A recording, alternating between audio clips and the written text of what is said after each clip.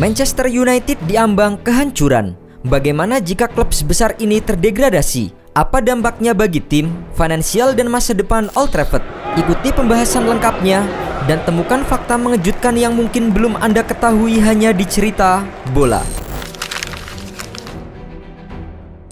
Apa jadinya jika Manchester United terdegradasi? Pertanyaan ini mungkin terdengar seperti mimpi buruk bagi penggemar setan merah. Tetapi, performa buruk tim di musim ini membuat skenario tersebut mulai menjadi kekhawatiran yang nyata. Pelatih kepala Ruben Amorim yang baru ditunjuk pada November lalu mengakui bahwa pertarungan melawan degradasi bukanlah sesuatu hal yang tidak mungkin. Dengan hanya meraih 2 kemenangan sejak ia mengambil alih, Manchester United saat ini duduk di peringkat ke-14 sementara Premier League. Menurutnya, saat ini bukan saatnya lagi berbicara soal alasan kekalahan. Yang dibutuhkan hanyalah kejutan untuk memompa semangat pemain.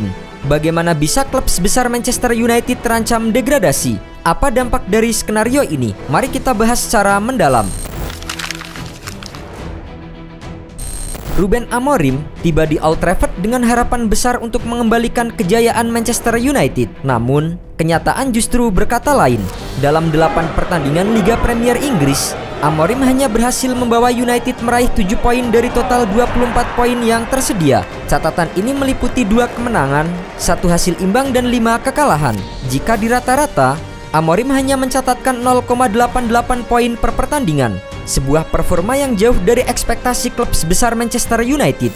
Pada saat yang sama, pengaruh Erik ten Hag yang membawa 22 poin dari 19 pertandingan musim ini tetap terasa. Sayangnya, performa di bawah Amorim menunjukkan tren yang mengkhawatirkan. Jika performa ini tidak segera membaik, setan merah terancam hanya mengumpulkan 39 poin di akhir musim. Jumlah yang hanya cukup untuk bertahan di atas zona degradasi. Manchester United adalah satu dari 6 klub Premier League yang tidak pernah terdegradasi sejak kompetisi era Premier League dimulai pada tahun 1992. Namun, jika skenario terburuk ini terjadi, dampaknya akan sangat besar, baik secara finansial maupun reputasi. Laporan Telegraph menyebutkan bahwa kontrak senilai 90 juta pound sterling atau setara dengan 1,81 triliun rupiah per tahun dengan Adidas bisa saja dibatalkan atau direvisi jika United terdegradasi. Adidas memiliki hak untuk mengurangi pembayaran tahunan menjadi setengahnya, yaitu 45 juta pound sterling atau setara dengan 900 miliar rupiah. Hal ini tentu akan menjadi pukulan besar, mengingat kontrak dengan Adidas adalah salah satu sumber pendapatan utama klub. Tanpa dana penuh dari Adidas, kemampuan United untuk bersaing di pasar transfer dan memenuhi kebutuhan operasional akan sangat terganggu. Selain kerugian sponsor, pendapatan dari hak siar juga akan menurun drastis. Dari total 222 juta pound sterling atau setara dengan 4,4 triliun rupiah yang diterima United selama musim 2023-2024, 80%-nya berasal dari Premier League. Jika terdegradasi, United akan menerima 55% dari pendapatan hak siar tersebut atau sekitar 876 miliar rupiah saja di musim pertama Championship mereka. Penurunan ini tidak hanya mempengaruhi operasional klub, tetapi juga kemampuan mereka untuk membayar gaji pemain dan staf yang tinggi. Selain itu, jumlah tersebut kemungkinan akan terus menurun jika United tidak segera kembali ke Liga Premier Inggris. Meski terdegradasi, United diperkirakan akan tetap memiliki beban gaji yang sangat tinggi, mengingat besarnya gaji yang harus dibayarkan kepada para pemainnya. Angka keuangan mereka yang diposting pada September lalu menunjukkan bahwa United telah menghabiskan 364 juta pound sterling atau sekitar 7,4 triliun rupiah untuk membayar gaji pemain untuk musim 2023-2024. Manchester United mencatatkan pendapatan 116,3 juta pound sterling atau sekitar 2,33 triliun rupiah dari kompetisi Eropa dalam 3 tahun terakhir. Dengan bermain di Championship, mereka dipastikan absen dari panggung Eropa. Hal itu tentu akan menambah tekanan finansial yang sudah ada. Kehilangan pendapatan ini juga berarti kehilangan sponsor global yang sangat penting bagi merek sebesar Manchester United. Selain itu, absen dari Eropa bisa membuat klub kehilangan daya tarik bagi sponsor besar lainnya yang ingin berasosiasi dengan kompetisi elit. Degradasi akan membawa konsekuensi besar lainnya terhadap Manchester United. Para pemain senior dan bintang seperti Casemiro, Bruno Fernandes, Marcus Rashford, dan Joshua Zirkzee kemungkinan besar akan meninggalkan klub. Dengan bermain di kasta kedua, United tidak lagi menjadi destinasi menarik bagi talenta kelas dunia. Meski kehilangan pemain besar, degradasi sebenarnya bisa membuka peluang bagi produk Akademi United untuk tampil di tim utama. Namun, apakah mereka mampu membawa setan merah kembali ke Premier League adalah sebuah pertanyaan besar. Selain itu, jika United terdegradasi, masa depan Amorim hampir pasti berakhir. Pelatih asal Portugal ini kemungkinan akan kembali ke negaranya untuk memulihkan reputasinya. Menurut superkomputer Opta, peluang MU untuk terdegradasi sangatlah kecil. Hanya 0,15% dari 10.000 simulasi. Namun, performa buruk tim saat ini tetap menjadi ancaman.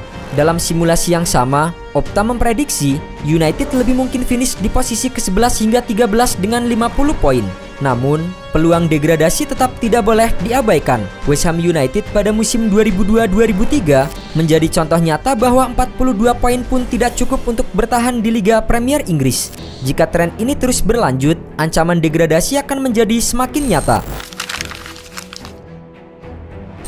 Manchester United sendiri terakhir kali terdegradasi pada akhir musim 1973-1974. Setelah berubah menjadi Premier League, United adalah salah satu dari 6 klub yang belum pernah terdegradasi sejak 1992. Musim ini menjadi peringkat terendah United sejak 1989. Saat itu, United di akhir musim finish di peringkat ke-13 dan memenangi Piala FA di bawah arahan Sir Alex Ferguson. Semenjak ditunjuknya Amorim pada November silam, Manchester United hanya mengumpulkan 7 poin dari total 24 poin yang tersedia. Manchester United menang 2 kali, seri sekali dan kalah 5 kali dalam 8 laga Premier League. Tidak ada jumlah poin yang pasti untuk United menghindari degradasi. Namun, rata-rata klub membutuhkan 38 poin untuk tidak terdegradasi.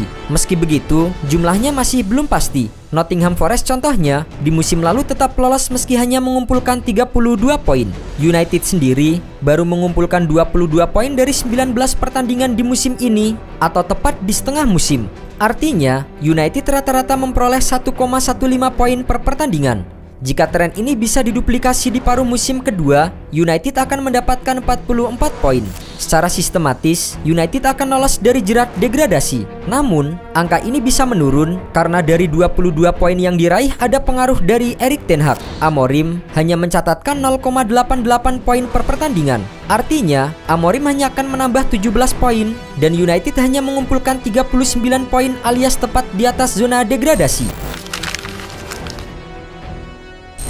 Amorim mengakui bahwa tanpa perombakan skuad, United akan sulit untuk bangkit. Namun masalahnya adalah keuangan klub yang tidak stabil. Dengan laporan kerugian sebesar 113,2 juta pound sterling atau setara dengan 2,27 triliun rupiah pada Juni 2024, United tidak memiliki banyak ruang untuk mendatangkan pemain baru. Penjualan pemain seperti Zirkzee ataupun Rashford mungkin bisa menjadi opsi, tetapi nilai mereka di pasar saat ini jauh di bawah ekspektasi.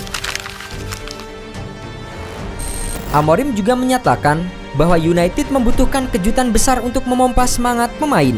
Dengan jadwal berat di awal tahun, termasuk menghadapi Liverpool di Anfield, kemenangan adalah sebuah harga mati. Kekalahan demi kekalahan hanya akan semakin menjatuhkan moral tim. Manchester United membuka tahun 2025 dengan ujian berat di Anfield. Liverpool yang belum terkalahkan sejak kalah dari Nottingham Forest menjadi lawan yang hampir mustahil dikalahkan. Namun, kemenangan di laga ini bisa menjadi titik balik bagi United. Sebaliknya, kekalahan telak di Anfield akan semakin memperparah kondisi psikologis tim. Untuk meraih hasil positif, Ruben Amorim perlu mengambil langkah yang berani, seperti memainkan pemain muda yang lapar kemenangan dan mengadopsi taktik yang lebih fleksibel. Pertandingan melawan Liverpool adalah kesempatan terakhir untuk membuktikan bahwa United masih memiliki daya juang untuk bertahan di Liga Premier Inggris.